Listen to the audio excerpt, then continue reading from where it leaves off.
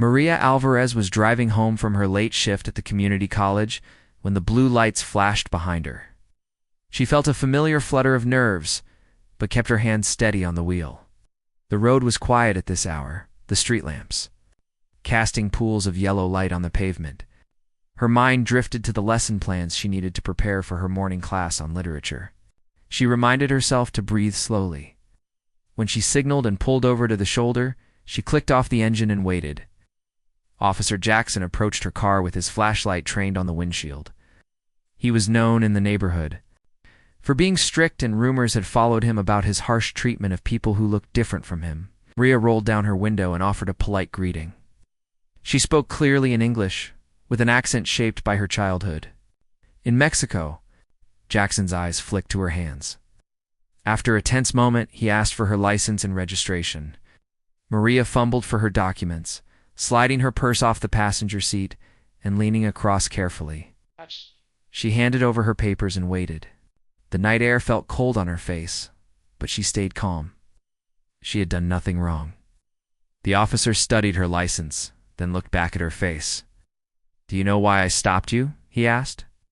Maria shook her head, voice soft. "No, officer. I'm not sure."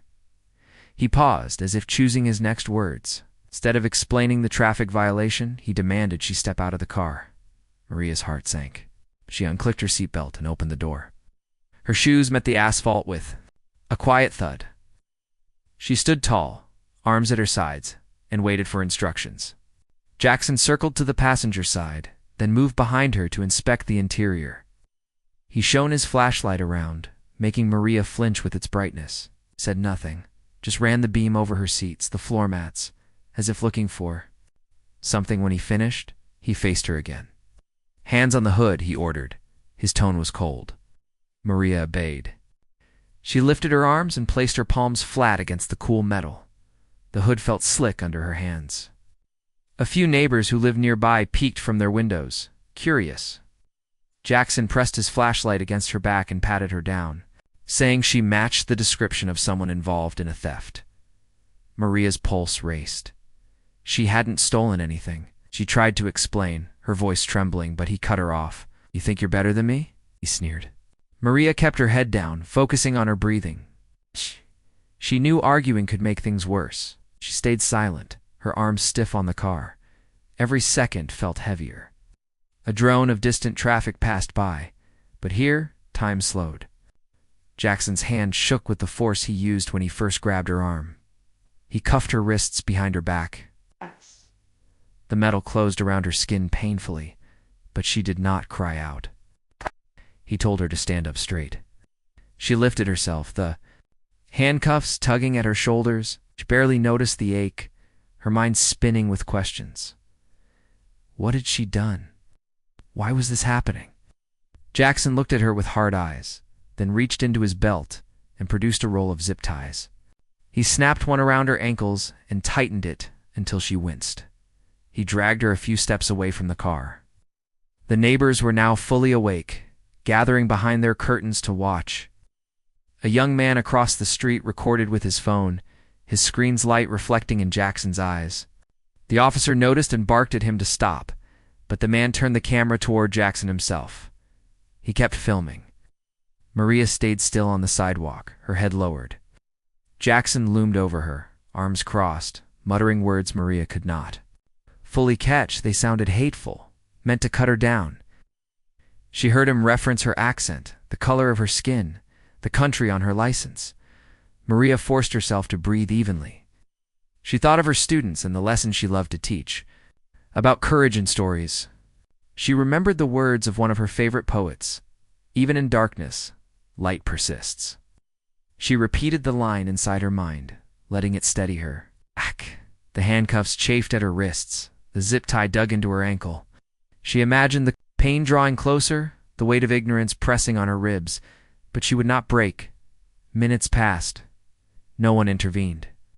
The young neighbor continued to record. 2 more people came outside, their questions about what was happening muffled by distance. Jackson ignored them all. He slung his radio over his shoulder and spoke into it, but the audio was too faint to hear the message. Maria watched the headlights. of passing cars streak by, thinking of the safety of home. She missed the gentle hush of her living room, the smell of coffee waiting for her in the morning. Finally, Jackson spoke directly to Maria again. "You're a liar," he said. "You're hiding something." Maria lifted her head. She met his gaze, but her voice was calm as she said, "I've done nothing wrong." Jackson's jaw tightened. "We'll see about that," he replied, his words heavy with accusation. He grabbed her arm again and yanked her back toward patrol car, ignoring the cries from some witnesses to let her stand. He shoved her roughly into the back seat. Door slammed, and Maria felt the shock in her spine. She sat on the cracked vinyl seat, her hands behind her, the zip tie making it hard to keep her ankles together. Jackson circled around and sat in the driver's seat, leaving her alone in the back. She could hear the engine running as he tapped. On the dashboard, her heart pounded so loud she thought he could hear it through the metal and glass. Maria's thoughts drifted to her mother, who had taught her to stand tall and speak the truth. She wished her mother could be here to tell her she was proud. She wondered how long this would last. Would it end soon, or would it stretch into hours? Would she be free to go home at all? The weight of fear pressed on her chest. After a moment, the car door opened, and Jackson came back. He unlocked her cuffs roughly, jerking them so they cut into her skin. Maria rubbed her wrists, her vision blurring with tears she tried not to shed. Jackson leaned in and whispered, "Stay quiet, or you'll be here longer." He drove away, leaving her alone with her thoughts and the city lights. Maria sat still, until the car stopped in front of the police station. She climbed out slowly, her legs shaky. She tried to stand tall, but had to lean against the car for a moment. Officer Jackson escorted her inside, pushing her forward with his hand. The doors clanged shut behind them. The cool air of the station smelled of bleach and metal. Maria looked around at the other people waiting in line. Some looked frightened, some resigned. No one met her eyes. Inside, Jackson led her to a window and told her to slide her papers forward. She did. An unseen clerk stamped them and passed them back. Maria signed a few lines, her signature shaky. She was still cuffed. Still bound. She answered questions about her address and occupation. She answered truthfully, though she knew it might not help her. Finally, Jackson said, "You're free to go." Maria stared at him, unsure she understood. She asked softly, "I'm free now?" He nodded once, eyes hard. He removed her cuffs and zip tie, his movements brisk. Maria rubbed her wrists again and flexed her ankles. She felt numb, drained of energy and words. She collected her belongings and stepped outside into the late-night sky. The street was empty, the world silent. She closed her eyes and took a deep breath. She told herself she had done nothing wrong. She would tell her story. She would find strength. As she walked toward her car, she kept her head high, ready to face whatever came next. She sat on the cold curb, her back against the patrol car's tire, as Jackson loomed over her with an unreadable look. Her hands were bound behind her with metal handcuffs, and her ankles were tight in plastic ties. The ground beneath her was rough and hard, but she tried to stay steady. She could feel the coarse texture of the pavement through her thin dress. It pressed into her skin as she shifted, looking for a less painful position. Her heart pounded like a drum, but she kept her breathing even. She knew fear could make things worse. Around them, the street was quiet, except for the hum of distant traffic. Street lamps cast a pale light over the scene. A few neighbors had come out of their homes, drawn by the shouting moments ago. They stood behind Jackson's squad car, whispering among themselves. Maria could not see their faces clearly, but she heard their soft gasps. She wished someone would step forward and tell Jackson to stop. But when she looked up, no one moved. Jackson's boots clicked as he paced back and forth in front of her. He seemed to be talking to himself, but she could hear parts of his words as if they were echoes in a tunnel. "I don't care who you are," he muttered, glancing at her papers in his hand. "My rules apply to everyone." He raised an eyebrow. "You think you're special?" Maria remained silent. She didn't want to give him more reason to punish her. He stopped pacing and pointed at her. "Don't make me repeat myself," he said. His voice was low but sharp. She looked at his finger, then at his face. His jaw was tight, and his eyes were hard. She felt a wave of shame and anger rising inside her. She forced those feelings down and kept her gaze on the street. She reminded herself to stay calm. Slowly, Jackson reached out and grabbed her arm. He yanked her upright, the plastic ties cutting into her skin. She winced, but did not cry out. Her wrists felt sore from the metal cuffs, and her ankles burned from the tight ties. He dragged her a few steps to the front of the patrol car until her chest nearly touched the hood. The cold metal pressed against her dress, sending a chill through her. He struck the hood with his baton. Maria flinched at the sharp crack of wood on metal. Jackson's eyes glowed in the dim light. He leaned close, so close she could feel his breath. It smelled of sweat and something sharp she could not name. He hissed, "You will tell me the truth, or I will make you wish you did." Maria closed her eyes for a moment. She thought of her family, her students, her friends. She thought of her life, how she had worked hard to build a safe home in this town. She would not let him take that from her. When she opened her eyes, she spoke in a quiet, steady voice. "I have told you everything I know." Shh, Jackson's face twisted with anger. He stepped back and barked into his radio. She heard him say her name, her case number, and some words about being uncooperative. She did not know exactly what he said. She sensed he was planning more trouble. A second officer arrived, his car rolling up with a thud. He got out and walked over with a flashlight. Jackson waved him away. The second officer paused and looked. At Maria on the ground, he glanced back at Jackson as if unsure what to do. Jackson stepped between him and Maria, his arm outstretched.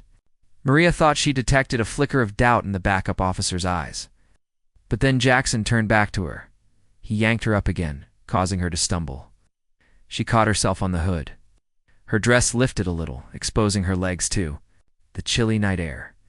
She felt exposed and small, like a child in trouble. She forced herself not to shrink away. She straightened her back and lifted her chin. Jackson's eyes flicked to her face. He must have seen the defiance there. But he looked away. He moved around to the side of the car and reached inside the door. He pulled out her purse and threw it on the roof. Her papers spilled out. Her driver's license, a student ID card, a few bills, and some handwritten notes. They fluttered in the breeze like frightened birds. Maria's heart sank as she watched them scatter on the ground. She wanted to gather them, but she was tied up. She had no choice but to watch. Jackson laughed quietly and said, "Maybe you should think more before you talk back."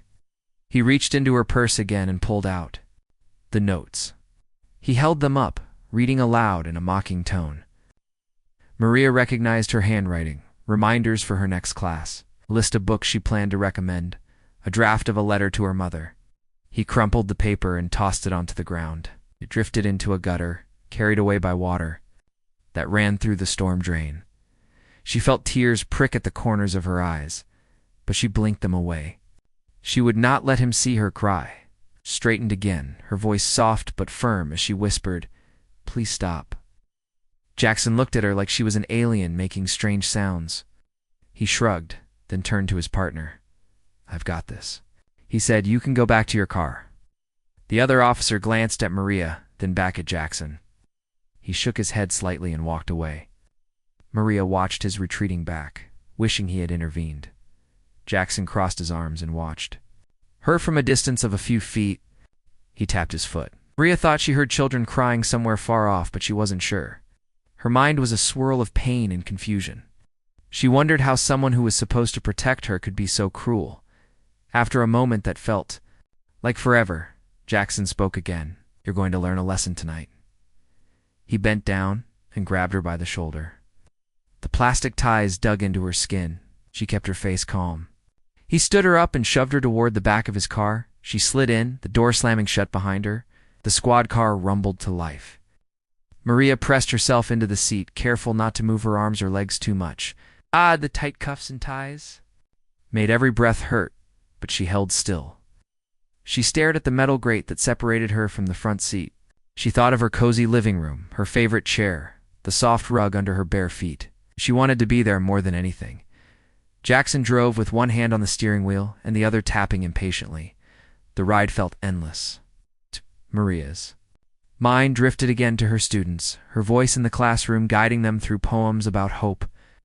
She clung to that image like a life raft. She told herself she would survive this. She would not let this moment define her. When the car stopped at the station, Jackson opened the door and yanked her out. She staggered onto her feet, her legs shaky. She stood straight, even as he cuffed her wrists tighter. He led her inside, and the fluorescent lights blinded her for a moment. Inside the station, everything smelled of bleach and rubber. Maria coughed, blinking. She tried to steady her breathing as she was guided to a metal bench. Jackson removed the zip tie from her ankles but kept her hands cuffed. He handed her a small cup of water. She drank it slowly, letting the cool liquid soothe her throat. Mouth tasted of metal from the handcuffs. She rubbed her wrists, feeling the red marks already forming. Maria looked around the holding area. The walls were bare, the floor shiny but cracked in places. She saw two other people sitting on benches looking at her. One gave her a pitying glance, the other avoided her eyes. She felt alone but tried to stay calm. She closed her eyes and took a deep breath. She heard Jackson's voice calling her name. She stood, careful not to rush. He led her to another room for questioning. Maria straightened her back again. This was part of her fight. She would not break. She would answer his questions honestly. She would keep telling the truth, even as he repeated his accusations in different ways, saying she was lying. Hiding something, Maria's answer stayed the same. Each time, her voice was soft but clear. I did nothing wrong. Jackson pressed harder, but she did not waver. When it was over, Maria was taken back to the bench. She sat, her hands still cuffed. Her body ached all over. She did not know how long she would be there. She thought of home, of her bed, of a warm shower washing away the night. She thought of her mother's comforting words, her students' bright faces. She held on to those thoughts and waited. Oh, yes. She would stay strong. Until the end. Maria sat on the hard bench inside the holding cell, her hands still cuffed in front of her now, ankles free after they removed the zip tie. The walls were painted a pale gray, and the single fluorescent light overhead buzzed softly, casting a sickly glow across the room. The air smelled faintly of bleach and stale sweat. She pressed her palms into the cool metal of the bench and tried to make herself comfortable, but the surface was unforgiving. Every muscle in her back ached, and her wrists throbbed where the handcuffs had rubbed her skin raw. She had been here for 30 hours already. Time stretched out in endless loops of silence, interrupted only by the occasional clang of a heavy door or the soft voice of an officer calling someone's name. Maria watched the small window in the door of the cell, where pale light from the hallway seeped in. Beyond that glass, life continued. But here she felt frozen in a moment of fear and uncertainty. At first, Maria refused to give in to despair. She counted her breaths. In for 4, hold for 4, out for 6. It was a trick her yoga instructor taught her to calm the mind. She closed her eyes and pictured her classroom, the rows of eager faces as they discussed poetry. She imagined their voices rising in a gentle chorus of ideas and questions. The memory was warm, like sunlight on her skin. She held onto it tightly. After a while, hunger set in. She hadn't eaten since the evening before. She asked the guard for food, and he shrugged, walking away. The door slid open again a few hours later, and a plastic tray appeared through the slot.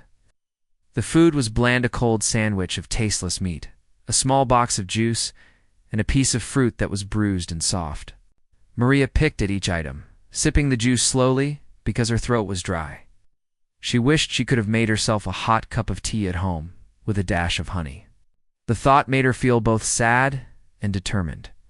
Sad for what she was missing, but determined that she would return to that warm kitchen soon.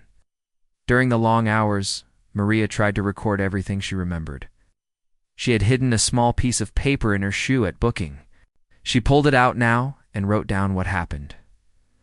The officer's name, the time, the words he said, the way he tied her and left her on the curb. Her handwriting was shaky because her hands still hurt, but the act of writing helped steady her. mind. Each detail felt like a small victory, proof that this wrong could be set right. The other inmates watched her. A woman in the corner with short gray hair and tired eyes whispered a warning. "Keep it down, girl. I don't like recorders." Maria nodded and put the paper away. She realized the risk of keeping notes, but she also knew she needed them for her own truth. She tucked the paper back into her shoe and slid her foot under the bench. The hours stretched onward. At midday, the guard opened the door to let her use the restroom. She shuffled inside, grateful for the privacy, though the toilet was cold. And the stall door banged every time it moved. She washed her hands under a metal sink, the water so cold it made her flinch. She looked at her reflection in the small, scratched mirror. Her dark hair hung in damp strands around her face. Her eyes looked tired, but they still held a spark. She straightened her shoulders and whispered to herself, "You are stronger than this." Back in the cell, she sat in silence, as she thought of her mother in Mexico, who always told her, "When life pushes you down, you push back harder." She had learned that lesson as a child when they moved to a new country and faced hardships together. Maria clung to that memory like a lifeline. She would push back now too, with truth and courage. Every 6 hours, an officer came in to check on her. Sometimes it was the same officer who had stopped her, but most often it was a different one, a young woman who avoided looking at her. The officer asked routine questions. "Name? Date of birth? Did you sleep?" Maria answered quietly, giving only the facts. She would not show anger or fear. She wanted them to see her as a person deserving respect. On the second night, she heard shouting outside. 2 officers argued. Their voices rose until one slammed a door. Maria pressed her ear to the wall, but the sounds faded. She wondered what they were fighting about. Did someone else need help? Was another injustice happening just beyond her cell? It made her chest tighten, thinking of how many people faced cruelty without a witness. She pulled her knees close to her chest and hugged them, letting the tears come this time. She wept for the pain in her wrists, the humiliation of being tied like an animal, and the fear that she might never see her bed again. The tears slid silently down her cheeks. After a few minutes, she wiped them away and inhaled deeply. God would not let this break her. When the sun rose on the 3rd day, a guard slid her file under the door. It was her release paperwork. Maria's heart raced. She unfolded the paper and scanned the lines. It said she was to appear before Internal Affairs at noon. The word "cleared" was not written, but there was a path forward. She rubbed her arms, cold from the early light spilling in the small window. She stood up, wobbled for a moment, then held herself tall. She would face what came next, head on. At lunchtime, the same bland tray arrived. She ate it, slower this time, savoring each bite as if it were a treat she might never taste again. She thought of the lunches she made for her students fresh. Sandwiches, crisp vegetables, fruit that was bright and firm. She smiled, imagining their surprised faces, if they saw her now, still sitting upright and dignified. As noon approached, Maria sat near the door, waiting. The light buzzed overhead. Her wrist felt raw and swollen where the cuffs had pressed. She rubbed them gently, as if soothing a small child. The door opened, and the young female officer entered. She lifted the handcuffs from the bench and reached for Maria's wrists. Maria held out her arms. The metal fell away with a soft click. She flexed her fingers, letting them stretch. The pain was fresh, but she welcomed it. It reminded her she was still alive. The officer unlocked the door and stood aside. Maria stepped into the hallway. She paused, feeling the smooth linoleum under her feet. She closed her eyes, took a deep breath, and walked to the interrogation room. Inside, 2 investigators sat at a table, their faces unreadable. At the far end sat Officer Jackson, his uniform neat, but his expression tight. Maria squared her shoulders and sat down, her paper still hidden in her shoe. Jackson opened his mouth to speak, but Maria beat him to it. In a calm, clear voice, she said, "I want to tell you what happened." The investigators looked at each other. Jackson glanced away, his jaw clenching. She spoke of the traffic stop, of her calm cooperation, of his sudden rage, of the handcuffs and zip ties pressed into her wrists and ankles. She described the cold bench, the harsh lights, and the hours of fear. She read the short notes she had hidden, pulling them from her shoe and placing them on the table. The investigators leaned forward, reading each line. Jackson's face flushed as he recognized his own words in her notes. When she finished, Maria looked directly at Jackson. She held his gaze without anger, only with the clear light of truth. He was silent. Then investigators exchanged a nod. One of them said, "Thank you for your honesty, Ms. Alvarez. We will review this evidence." Maria stood and tucked the papers back into her shoe. She felt the weight of every moment she had lived these past 3 days. The pain, the fear, the small triumphs. She had endured. She had kept her dignity. She had spoken her truth. As she left the station, the door closing softly behind her, Maria felt the cool air of freedom brush across her face. The sun was bright now, warm and real. She closed her eyes and breathed deeply. She was free. She was herself again. And she knew that justice, like sunlight, could not be held back forever. Maria stepped into the small interview room, her shoes making soft thuds on the linoleum floor. The air inside smelled faintly of coffee and cleaning spray.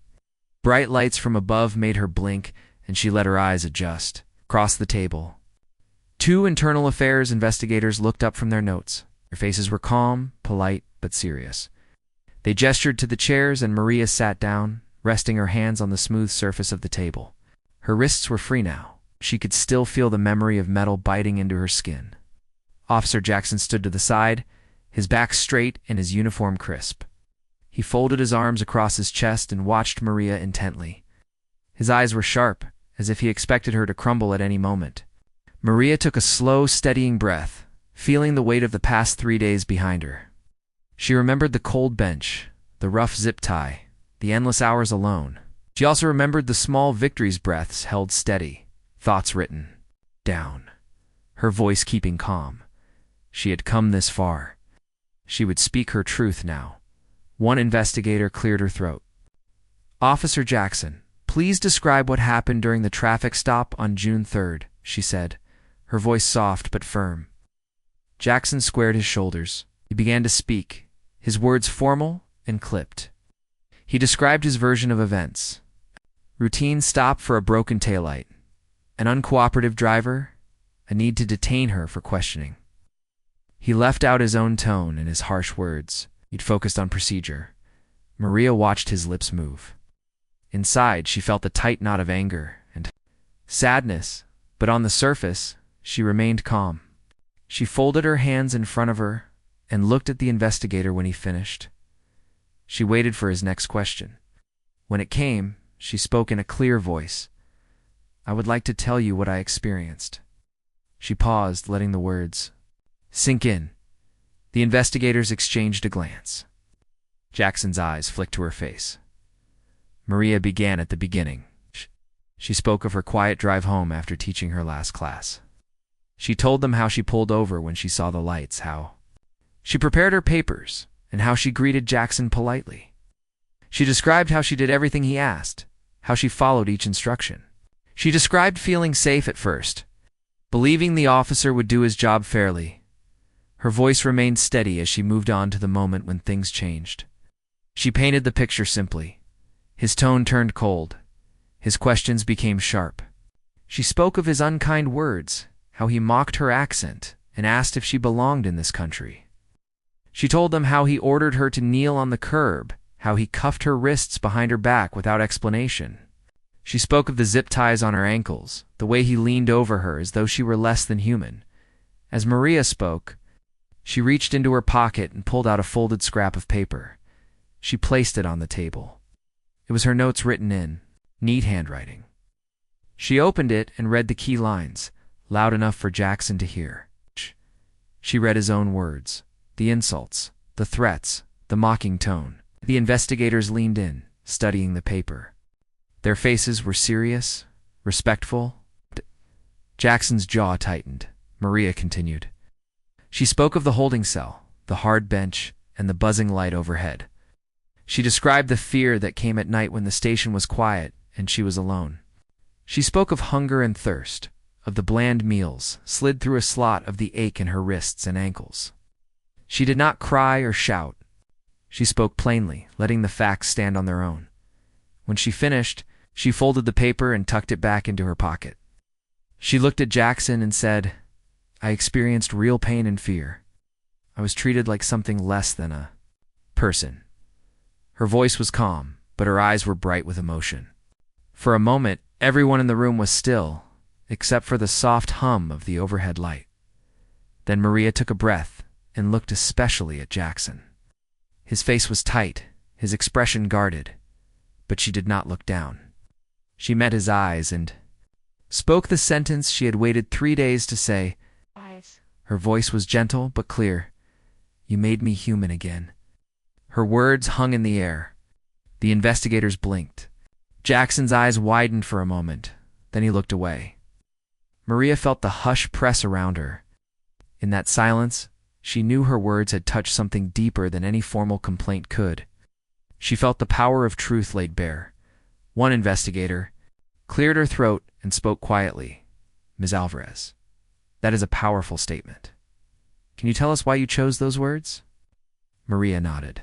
She leaned forward slightly and explained, "At first, you stripped me of my dignity. You treated me like I did not matter. But when you finally asked for my statement, when you listened to my truth, you showed me that my voice and my experience do matter. You reminded me that I am a human being, worthy of respect." The investigator took notes. Jackson's face flushed, his gaze fixed on the table. Maria felt the weight shift in the room. The formal barrier between them seemed to waver. The investigators now treated her as more than a witness. They treated her as a person who had endured real harm. Jackson cleared his throat and tried to speak. He said, "I followed procedure." His voice was small. Maria listened. She did not interrupt. She had said her part. Now she'll let the process unfold. The investigator asked Jackson a few more questions about his use of force and his choice to use zip ties. Maria watched him answer, his words measured. After a while, the questions ended, and the investigators closed their notebooks. They thanked both of them for their time. They said they would review the evidence and make recommendations. Maria stood up. Her legs felt stiff, but she stood tall. She looked at Jackson one last time. There was no anger in her eyes, no only clear truth. Jackson looked back, shame and regret flickering across his face. He gave a slight nod, no words. Maria nodded back and turned toward the door. As she left the room, Maria felt a calm confidence settle over her. She had spoken her truth in a room full of men and women who would decide his fate. She had faced the man who had caused her so much pain, and she had remained true to herself. Outside the door, the hallway felt bright and spacious. She walked out into the sunlight, breathing deeply. In the days that followed, news of her statement spread. The investigation report included her words.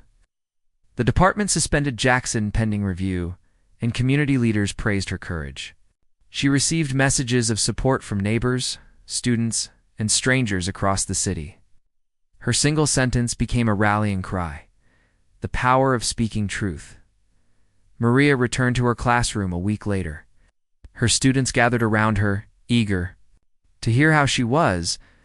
She told them she felt strong and grateful. She spoke of the importance of dignity and respect for all people. They listened, eyes wide, voices hushed. She realized how much her story mattered, not only for her own justice, but for everyone who needed to know that their voice could change the world. And every time she remembered that moment in the interview room when she looked Jackson in the eye and spoke those words, she felt a spark of hope. A simple sentence had ended his silence and begun a new story of accountability and respect. Maria stood outside her home on the morning breeze, her eyes bright with hope. She'd been away for days, caught up in interviews and meetings. The sun felt warm on her face, and she drew in a deep breath. After the long ordeal, she was finally free to return to her everyday life. Yet she knew things would not be quite the same. The events of those 72 hours had changed her, and they had changed her community too. When she walked through her front door, her mother was waiting. With open arms, they hugged tightly, holding on as if neither wanted to let go. Maria felt tears well up, but they were not tears of fear this time. They were tears of relief and love. Her mother led her inside and made her a cup of chamomile tea. The familiar scent eased Maria's nerves. As she sipped, she thought about how small gestures of care could feel like the greatest comfort in the world. Later that day, Maria received a message from her principal. The school had decided to host a community assembly to discuss what had happened. Students, teachers, and parents were invited. Maria felt nervous at first. Standing in front of a crowd might bring back unwelcome memories, but she also felt ready. She had found her voice, and now she wanted to use it to help others. In the school auditorium a few days later, the seats were filled. Some faces were familiar students who waved when they saw her in the hallway. Some were strangers from the neighborhood. The principal introduced Maria and spoke of her courage. When she stepped onto the stage, light fell on her, and she felt a moment of quiet. Then she began to speak. She told her story simply, as it had happened: the stop, the insults, the restraints, the cell. She spoke of the fear and the pain, but also of the strength she found inside herself. She repeated the sentence that had ended the officer's denial: "You made me human again." The room was silent after she spoke. Then the audience began to clap slowly at first, then in waves. Maria felt her heart swell. She realized that speaking her truth had given others permission to stand for their own. News of her assembly spread. Local newspapers ran stories with her photo and her statement. Community leaders invited her to speak at City Hall. A small group of neighbors formed a support committee to help victims of similar incidents. They called it the Human Dignity Fund. They raised money to pay for legal fees and counseling for people who had faced unlawful treatment.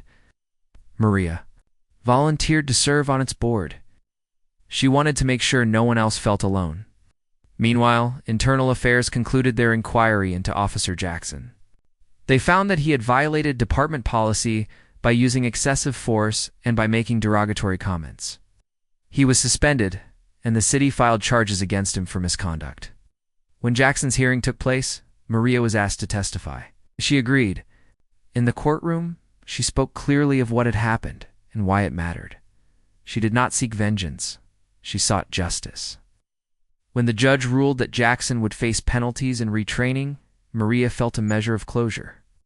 Back at home, Maria returned to her classroom. Her students greeted her with smiles and questions.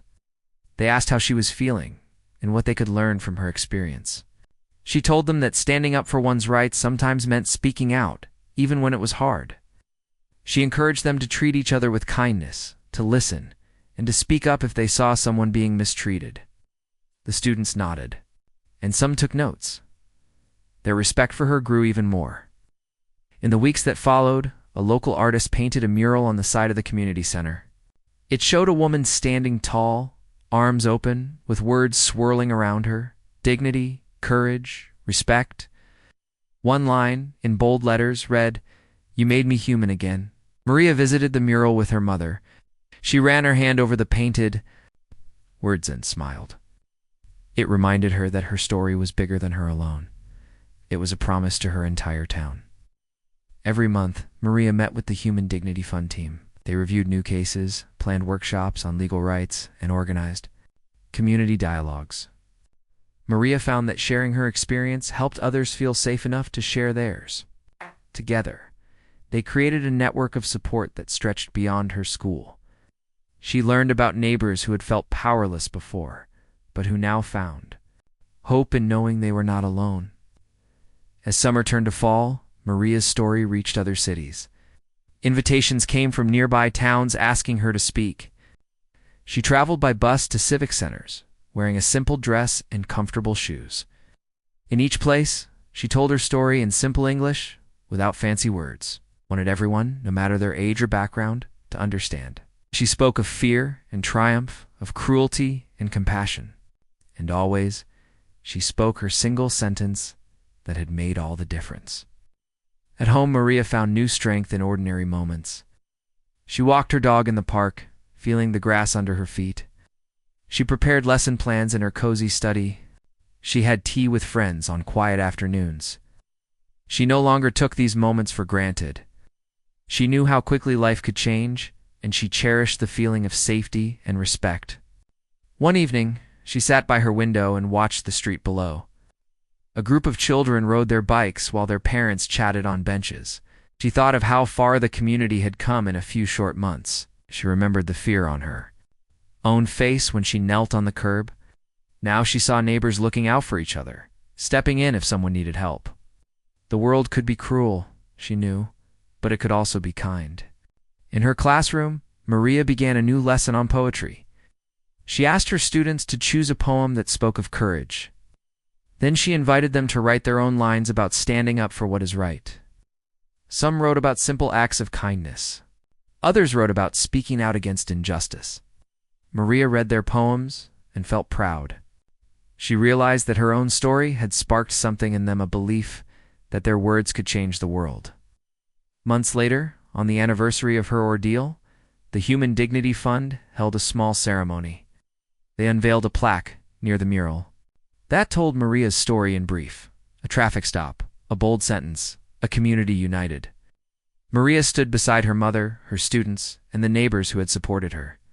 She felt a soft breeze on her face and heard a birdong in the distance.